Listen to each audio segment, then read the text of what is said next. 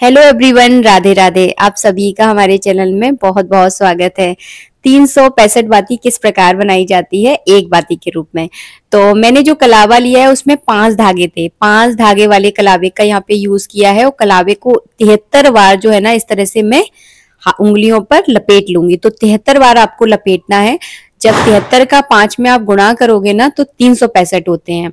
अब ये देखिए इस तरह से ये बन के तैयार होगी है। बीच में से कट करके मैं इसकी 2 बातियां बनाऊंगी तो मेरी 2 बाती बन जाएंगी। तो 365 बाती जो है ना इस प्रकार बनती हैं।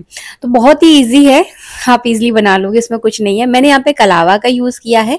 आप हो सके तो जो कच्चा वाला सूत होता है ना उसका यूज कीजिएगा, वो ज्यादा सही रहता है। मेरे पास तो अभी नहीं है और मार्केट यहाँ से बहुत दूर है, तो बस वही होता है कि जो है उसी में काम जो है ना चलाना पड़ता है।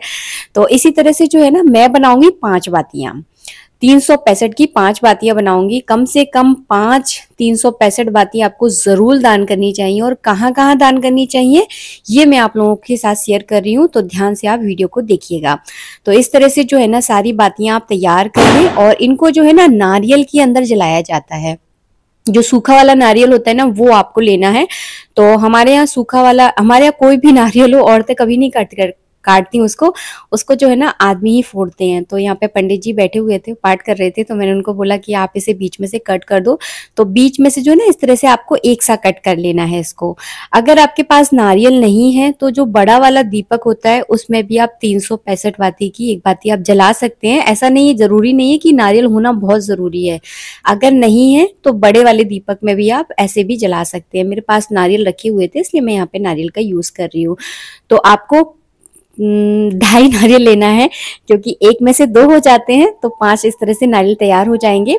तो चलिए बताती हूँ आपको आगे किस तरह से क्या करना है। अब इसमें आपको तेल कौन सा डालना है तो तेल जो है ना सरसों का भी यूज कर सकते हैं आप।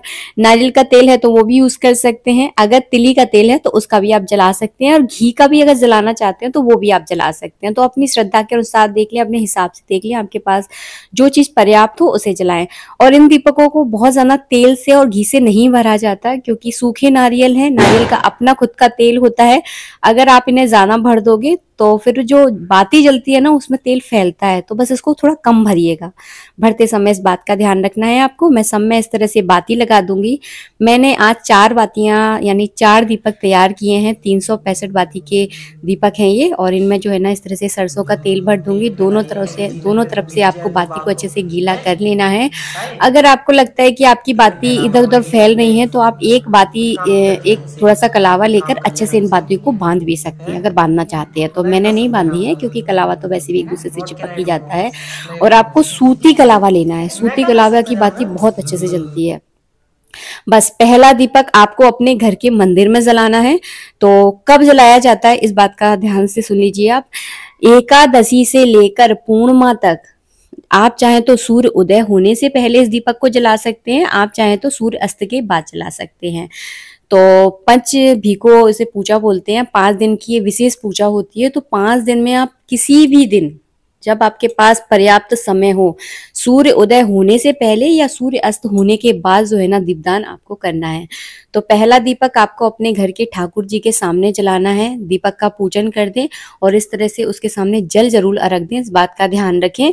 इस तरह से सबसे पहला दीपक आपको अपने ठाकुर जी के सामने जलाना है। और दूसरा दीपक अब कहाँ जलाया जाता है? दूसरा दीपक जलाना है आपको नदी के किनारे। अगर आपके आसपास नदी है, कुआं है, तालाब है तो उस जगह आप जला सकते हैं। नदी, कुआं, तालाब नहीं है तो जहां पर अपना किचन में जल भर के रखते हैं, जैसे कि मैंने पिछले वीडियो में बताया था, जहां पर आप अपना कलश भर के रखते हैं वहां पर भी इस दीपक को आप जला सकते हैं। तीसरा दीपक कहाँ जलाना है? तीसरा दीपक जलाना है आपको तुलसी घर के पास में। तो तुलसी घर के पास में जो है ना आप तीसरा दीपक जला दीजिएगा। चौथा दीपक आपको कहाँ जलाना है? तो चौथा दीपक जलाया जाता है आंवले के वृक्ष के नीचे।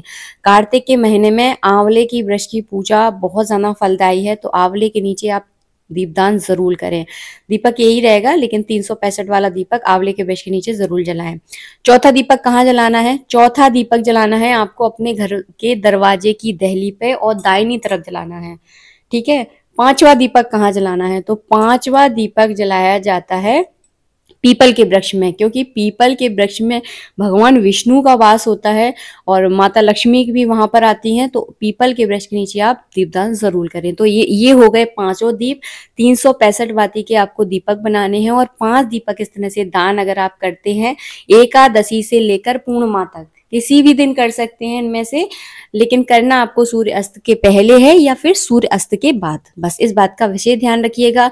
और हाँ, दीपक का पूजन आप जरूर कीजिएगा। अगर आप एकादशी के दीपदान कर रहे हैं तो इसमें पूजन में चावल बिल्कुल मत डालिएगा, तिली का प्रयोग करना है। अगर आप 14 के दिन, बैकुंठी 14 के दिन या पूर्णिमा के दिन कर रहे हैं तो चावल का यूज कर सकते हैं।